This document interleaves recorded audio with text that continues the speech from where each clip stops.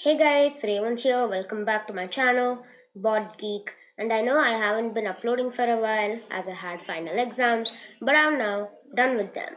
So pretty soon, I think around in 1.5 weeks, 2 weeks, I'll be coming out with a new series.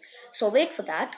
So today's video is on why pinning tabs is useful in Chrome and how to pin tabs in Chrome. So it's a very easy thing, and I'll be telling you why is it even useful. So open Chrome and you can see that I have a bunch of tabs. So I have 4 tabs right now and I have my channel. So I view my channel a lot, how many subscribers I have. Usually come here and see it a lot, at least 4-5 times a day. I want to separate this from these other tabs, you know.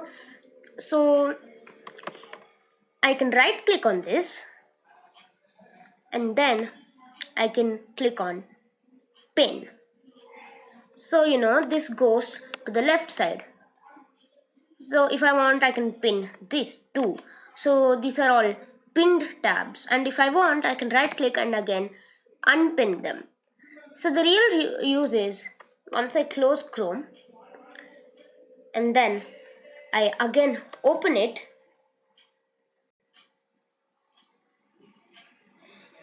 my pinned tab actually is still there. As I pinned it, it is still there. So you can see that all the other tabs that I didn't pin are gone because I closed Chrome and then I again opened it, right? So that's why it is the other tabs are not there, but this is pinned. As this is an important tab for me, I pin this so that even if I close it, it will be there whenever I open Chrome back. So that is the use of pinning. You can pin any of your important tabs, and if you want to check out more of my Chrome videos, I will leave links in the description box, so go check them out. So this is the use of pinning tabs. This is a very short tutorial on pinning tabs and what are the use of pinning tabs. So thank you for watching, guys. Please like, share and subscribe, and stay tuned for the next video.